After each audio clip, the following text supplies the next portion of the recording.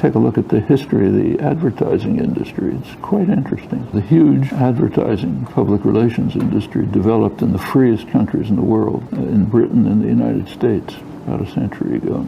And the reason was pretty clear, was often stated.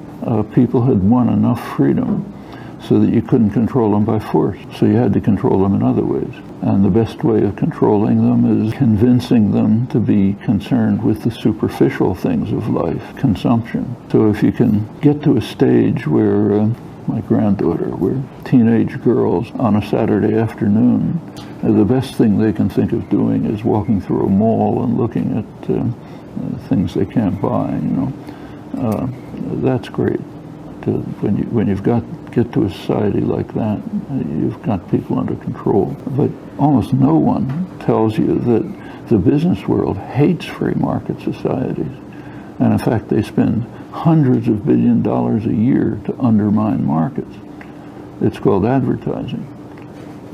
Anyone who's studied economics knows that markets, the marvels of markets, are based on informed consumers making rational choices. Take a look at the real world. Hundreds of billions of dollars are spent every year to ensure that uninformed people make irrational choices. That's called advertising.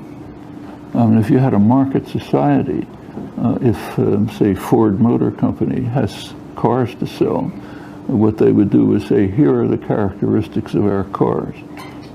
Small ad on television says, here's the characteristics, here's what Consumer Report says about it. That's not what they do. What they do is try to create illusions so you'll be uninformed and make an irrational choice. And speaking of silencing, how much do you hear about this in economics courses or in the discussion?